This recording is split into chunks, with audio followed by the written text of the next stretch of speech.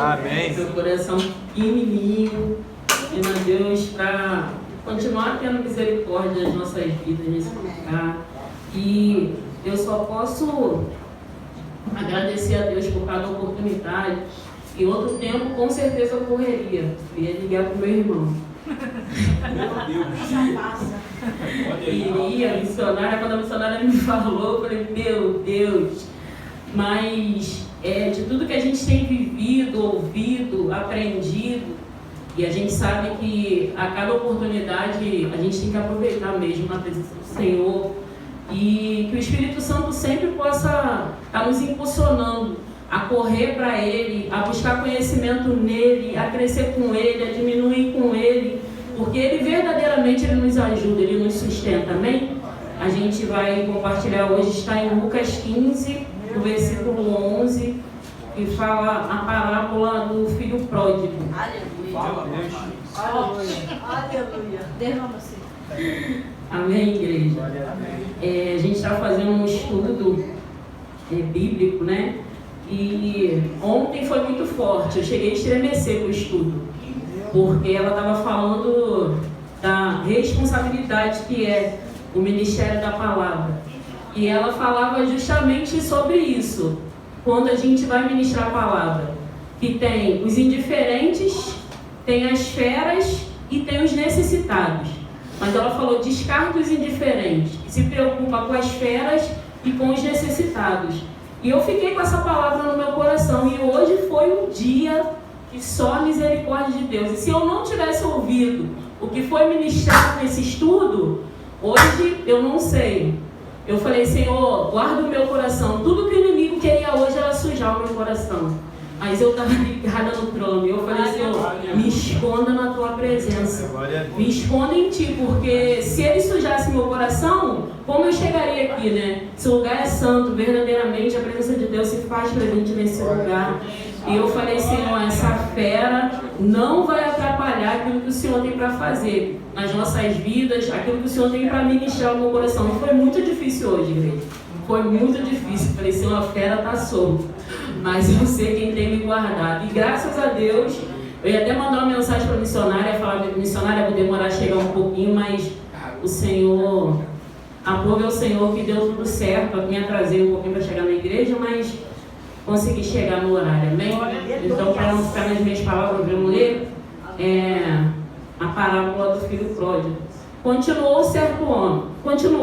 Certo homem tinha 2 filhos. O mais moço deles disse ao pai, Pai, dá-me a parte dos bens que me cabe. E ele lhes repartiu os haveres. Passado não muitos dias, o filho mais moço, ajuntando tudo que era seu, partiu para uma terra distante e lá dissipou todos os seus bens, vivendo dissolutamente. Depois de ter consumido tudo, sobreveio àquele país uma grande fome, e ele começou a passar necessidade. Então ele foi e se agregou a um dos cidadãos daquela terra, e este mandou para os seus campos aguardar porcos. Ali desejava ele fartar-se das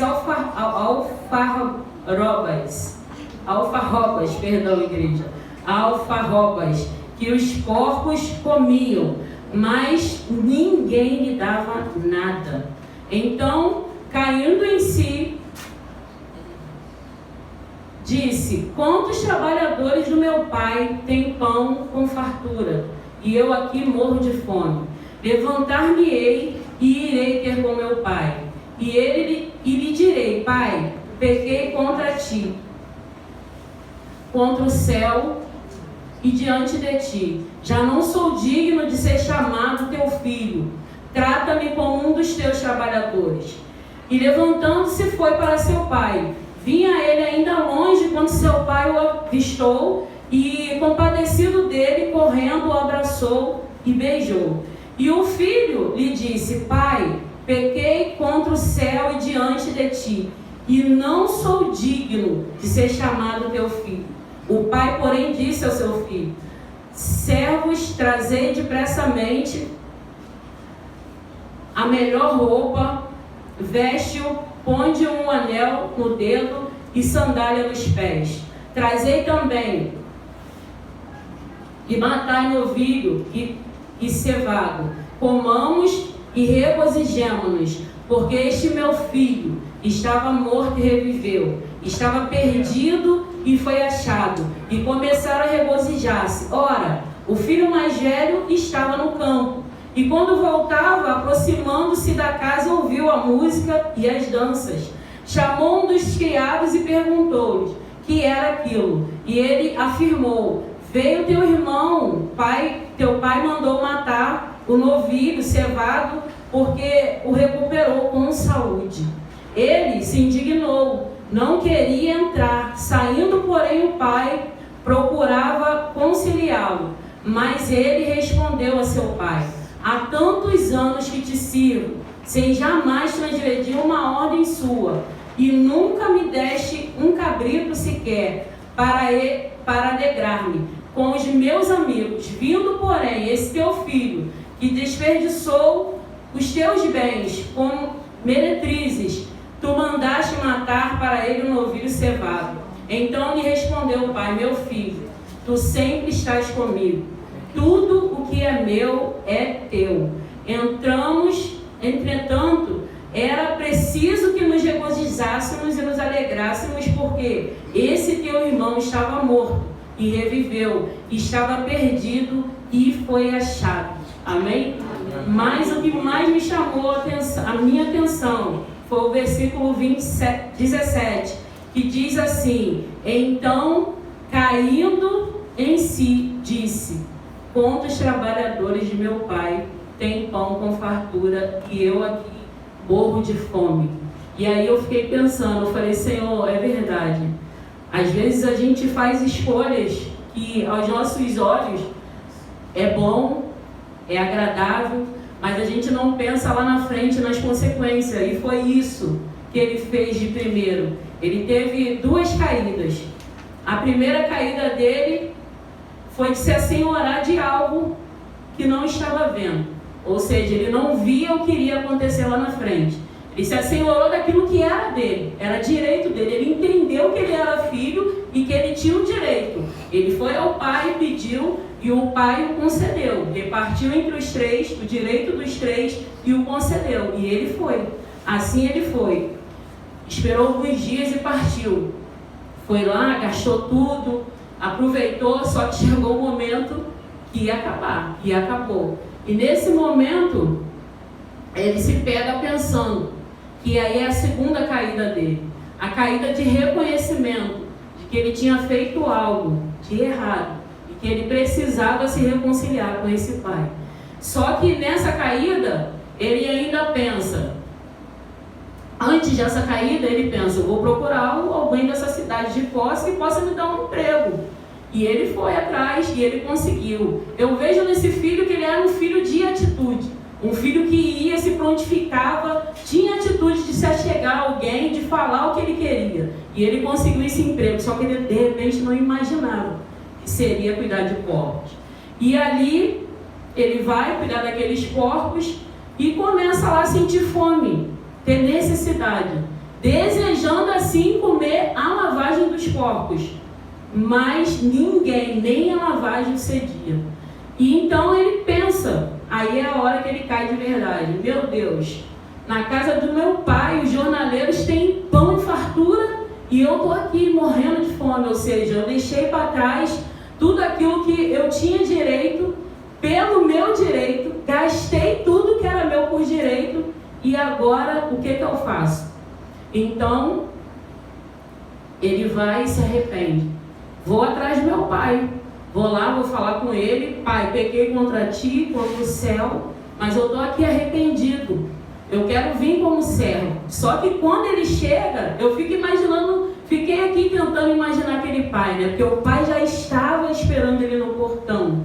Eu fico imaginando o pai orando: Senhor, meu filho foi, ele se precipitou, mas guarda a vida dele, guarda a saúde dele, traz ele vivo para casa, não deixa, Senhor, que ele caia na mão de malfeitores, de homens sanguinários. Meu Senhor Jesus, guarda o meu filho, toma ele em suas mãos. E aquele pai crendo no Deus que ele servia, ficou aguardando. Então, igreja, eu não sei o que você tem colocado diante do Senhor, não perca a esperança, tenha perseverança e espere aquilo com convicção. O pai estava no portão aguardando ele, e quando ele o vê de longe, ele corre e o abraça e o beija. E aí ele chega: pai, eu pequei, eu não sou digno, eu quero vir como servo, não quero nada. Mas o que o pai faz? Troca as vestes, dá novas vestes, põe um anel no dedo, calça as sandálias nele e prepara um banquete. E é isso que o Senhor tem feito para cada um de nós.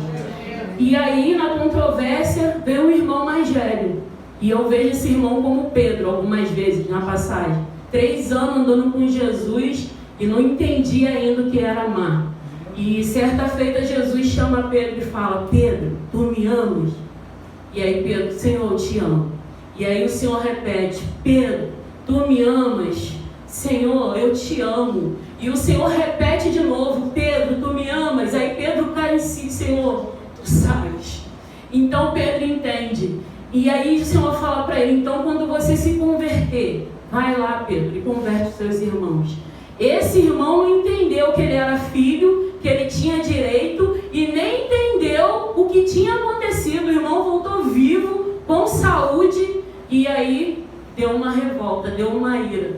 E quantas das vezes, igreja, a gente não tem essa percepção de que a gente como filho, a gente tem direito, de que a gente como filho, a gente tem autoridade, de que a gente como filho tem uma porta aberta para que a gente possa entrar e se deliciar e se esbanjar. Mas a gente não entende. O mais novo entendeu, o mais velho não. Se via ali como um servo, como um escravo, foi o que ele falou. Eu estou aqui anos trabalhando com o Senhor, ele vai lá, desperdiça tudo com as meretrizes, o Senhor nunca fez um banquete para mim. Aí o pai fala: filho, tudo que é meu é teu. E assim, às vezes a gente está na presença e não sabe aproveitar tudo de melhor que o Senhor tem nos dado. Igreja, acho que enquanto a gente não entender, a interpretar essa palavra, a entender o Evangelho de Jesus, a caminhada dele, tudo que ele deixou para a gente aqui, todas as nossas escolhas serão precipitadas e erradas. Mas eu peço em Deus que a gente caia em si e se arrependa como esse filho, Gastão, pródigo, né, que foi lá e esbanjou tudo que tinha, mas teve um momento que ele caiu em si. E aí ele cai em si, e aí ele volta arrependido. E eu creio que nessa noite o Senhor está falando aos nossos corações que a gente precisa gerar no nosso interior frutos de arrependimento. É como o louvor fala: queremos ter frutos de arrependimento para te dar. Ou seja, gerar pessoas arrependidas em Deus, pessoas que entendam que o que elas estão fazendo é errado e queiram outra vez viver uma nova vida em Cristo Jesus. Seja as que se afastaram, seja as que estão dentro, porque esse filho estava dentro. Ele não se afastou, ele continuou dentro, mas estava dentro e perdido, sem ter a consciência do que ele tinha direito. O mais novo entende e pega o que é seu. O mais velho não. Fica lá trabalhando, ocupando a mente com os trabalhos, mas não entende que tinha direito. Nunca tinha feito um banquete, nunca tinha festejado. E o mais novo não entendeu, ainda que fosse de forma errada, ele entendeu, foi lá, esbanjou, gastou, mas sabia que ele nunca deveria ter saído naquele momento na casa do pai. Então, hoje eu fiquei pensando: Senhor, se a gente não entender esse evangelho, se a gente não entender essa palavra, a gente vai continuar tendo escolhas erradas, precipitadas, sendo imaturos, mas sem arrependimento. Porque a gente sempre tem um argumento, né? Ah, mas eu estou certo, ah, mas eu tenho razão. E a pior coisa, igreja, é um cristão que se acha cheio de razão. Porque a razão acaba nos impedindo de entender, de ter a consciência de que a gente peca também, de que a gente é falho também, e de que a gente tem que deixar a razão de lado e entender aquilo que o Senhor está falando. Jesus começa essa parábola de arrependimento, vem falando das dracmas, depois ele fala das ovelhas perdidas, antes da dracma, né? E Ele vem falando o tempo todo de arrependimento. Por quê? O tempo todo os fariseus em volta questionando o posicionamento de Jesus, de estar no meio de pecadores e impuros. E aí Jesus vem falando essa parábola. Por quê? Eles eram fariseus, eram escribas, conhecedores da lei, mas não entenderam a lei. Estavam há anos estudando a lei, mas não entendiam a lei, assim como o filho mais velho. Então, ou seja, Jesus falando ali para eles, eles estavam em volta ouvindo. E o mais velho, ouvindo isso, falou: esse teu filho, vindo porém, esse teu filho desperdiçou os bens com meretrizes, tu mandaste matar para ele um novilho cevado. Então lhe respondeu o pai: meu filho, tu sempre estás comigo. Então, se ele sempre estava com o pai, por que ele não aproveitou, né, os momentos bons, as oportunidades que ele tinha de se regozijar, de celebrar? Ele tinha condição. E por que não? E aí, quando o pai festeja pela volta do filho, que foi, mas voltou com vida, o que o pai celebrava era a vida do filho, não era o que ele tinha feito. Óbvio que não. O Deus nunca vai celebrar os nossos erros, os nossos pecados. Deus vai celebrar a nossa volta em vida. Porque enquanto há vida, há esperança. E a gente entende que depois que morre, não tem mais jeito. Mas se ele volta com vida e com saúde, a gente vai celebrar. Então, o pai, né, que a gente vê o simbolismo de Deus mesmo, vai e fala isso para o filho. Então, o pai ainda vai lá, insiste, vem, celebra, vamos celebrar a volta do seu irmão. Mas ele, irado, não quis entender. Igreja, que a gente nessa noite possa fazer uma reflexão de que tipo de filho a gente tem sido. Será que a gente tem entendido o que a gente tem direito? Será que a gente tem aproveitado as oportunidades que nós temos tido na presença do Senhor para trazer para perto aquele filho pródigo que foi lá fora, gastou tudo, que se arrependeu, que quer voltar?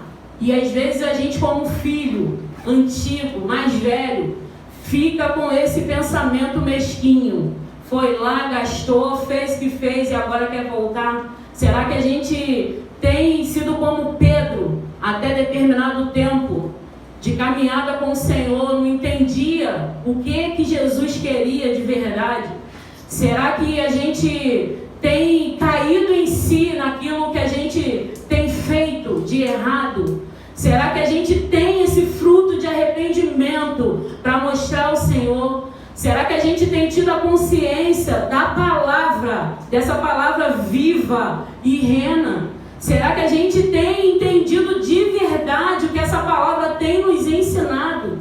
Será que a gente nunca vai parar um minuto e falar: Senhor, é isso mesmo que o Senhor quer para mim? Eu fiz a escolha certa até aqui? Ou eu tenho pecado contra Ti? Ou eu tenho pecado, meu Senhor da glória, escolhendo as minhas vontades, os meus desejos, as minhas necessidades? Meu Deus, eu peguei tudo que era meu, o meu eu, o meu ego, o meu orgulho, fui lá, aproveitei, gastei, mas agora eu estou vendo quebrado. Será que a gente tem passado essa condição para Deus, de vir quebrado, de vir sem nada, vazio, sem ego, sem orgulho, sem a arrogância por ser filho?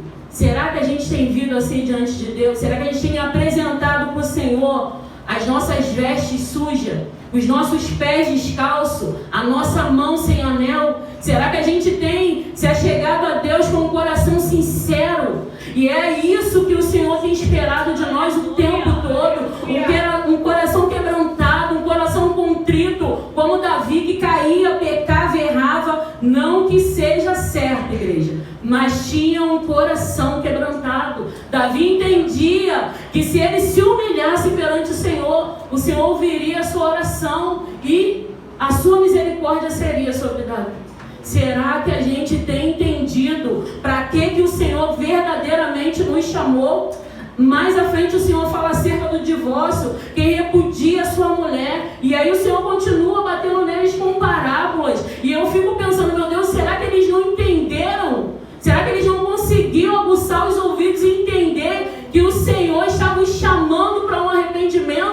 A gente vê o tempo todo os fariseus falando, eles comem, não lavam a mão, e Jesus rebatendo. O que contamina o homem não é o que entra pela boca, é o que sai do coração. E aí entram na sinagoga para orar, entra lá um publicano, Senhor, tem misericórdia de mim, pecador. E entra o fariseu, eu jejuo, eu oro, eu faço, eu aconteço. E quem desce justificado, igreja? Aquele que rasga o coração, aquele que abre o seu coração verdadeiramente para Deus. Não seja como um fariseu, não. Ainda que esse filho pródigo tenha errado, errou feio, mas ele teve fruto de arrependimento para apresentar ao seu pai. Ele chegou diante do pai e falou, pai, ele pensou, caiu em si e pensou, eu vou lá.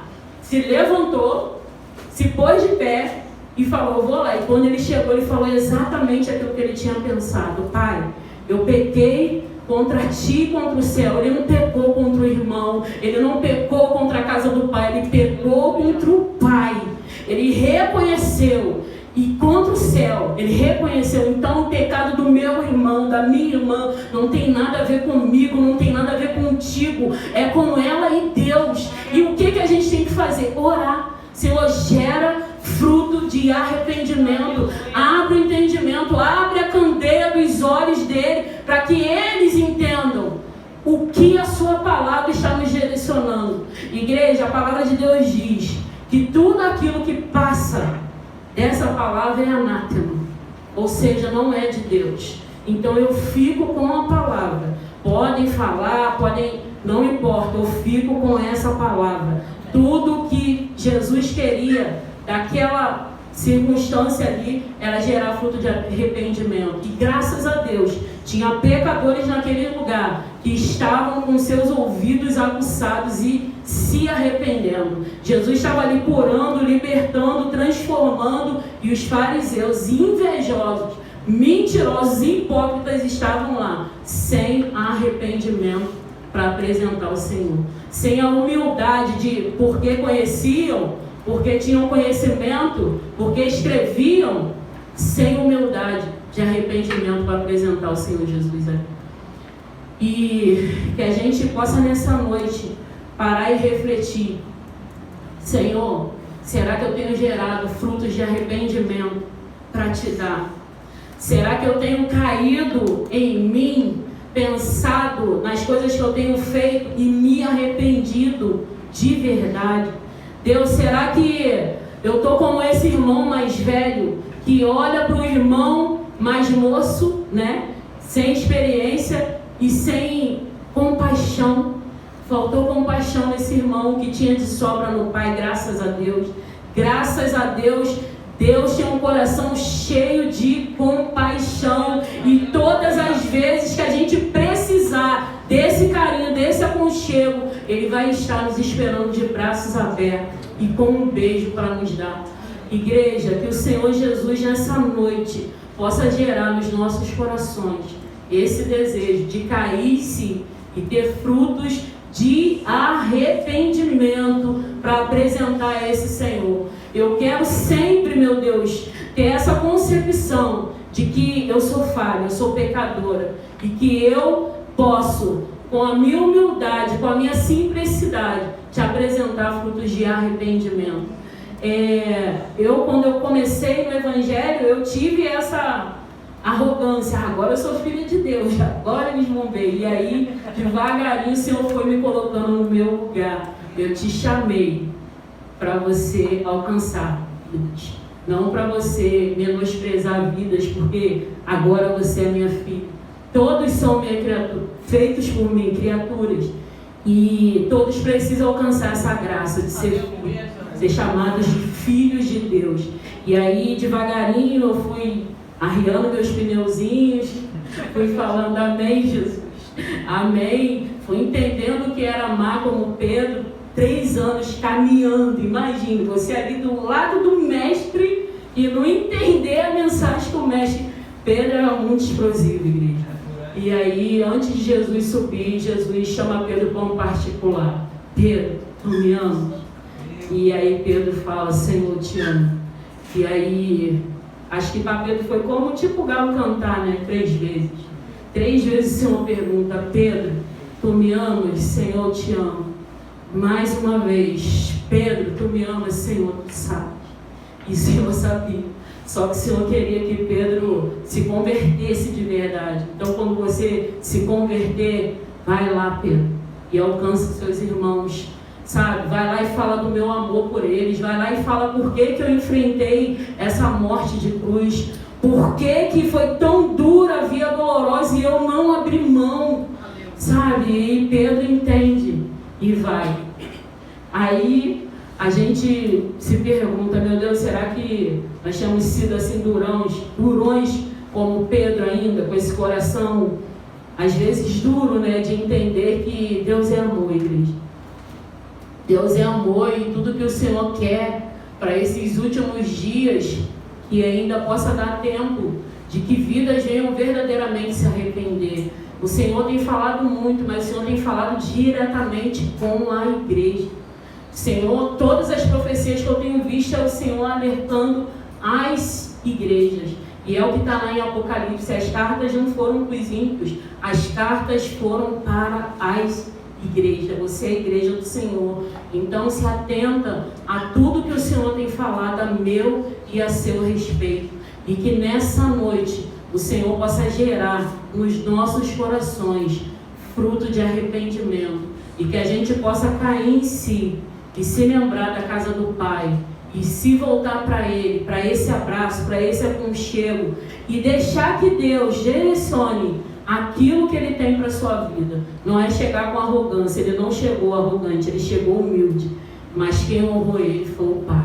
Então creia que o Senhor tem honras para te dar, mas antes da honra você tem que reconhecer o que você tem feito que não tem agradado ao Senhor, o que você tem feito que tem afastado algumas vidas do Senhor, porque a Bíblia que esse mundo lê é a minha vida e a sua vida. Eles não leem a palavra, eles leem o nosso comportamento, as nossas atitudes. Então que a gente possa ter atitudes de filhos de Deus, de filhos amados, sabe? Que entendeu que Deus é amor e que esse amor abrange para toda a humanidade, para o viciado, para a prostituta, para aquele que se desviou, para os enfermos, né? Para os caídos dentro da casa dele. Muita gente caída dentro da casa do Pai, que não consegue entender o seu direito diante de Deus. E que o Senhor nessa noite possa abrir os nossos olhos espirituais e a gente entender o nosso direito diante do Deus Todo-Poderoso, o nosso Pai amado, aquilo que Ele nos deu como uma coroa de justiça, mesmo sem a gente merecer. A palavra de Deus diz que Ele nos fez sacerdócios reais, povo de propriedade exclusiva de Deus. Você é propriedade exclusiva de Deus. E se a gente ainda não entendeu o que a gente tem que cair em si, se arrepender e se voltar para esse Senhor, para Ele trocar as nossas vestes, calçar os nossos pés e colocar nas nossas mãos um anel, que a gente possa despertar nessa noite. Que essa palavra simples, né, não tão bem acabada, possa falar aos nossos corações, possa nos impulsionar cada vez mais a estar mesmo diante desse Senhor, sabe? E a procurar amar Ele. Quando eu entendi que eu amava o Senhor, eu comecei a falar: Senhor, coloca amor no meu coração. Tinha situação que era impossível olhar e amar. Só quando o Senhor começou a me ensinar o que é verdadeiramente amar, eu pude entender o que era caminhar com Deus. E não é fácil, querido. Não é fácil, mas verdadeiramente, quando a gente tem um encontro com o Senhor, algo diferente acontece dentro da gente. Verdadeiramente as coisas velhas vão passando e tudo vai se fazendo novo, e o Senhor vai nos restaurando, vai nos vivificando e nos colocando de pé. Amém? Que você possa cair em si, se colocar de pé, como diz lá em Ezequiel: se coloque de pé e eu falarei contigo, para você ouvir a voz desse Senhor. Então, eu agradeço a minha rica oportunidade. Em nome de Jesus, é muito rica essa oportunidade. Eu falo isso com toda a convicção, porque de todo o percurso que eu passei, eu falei: Senhor, verdadeiramente, melhor lugar para se estar na tua presença, na comunhão.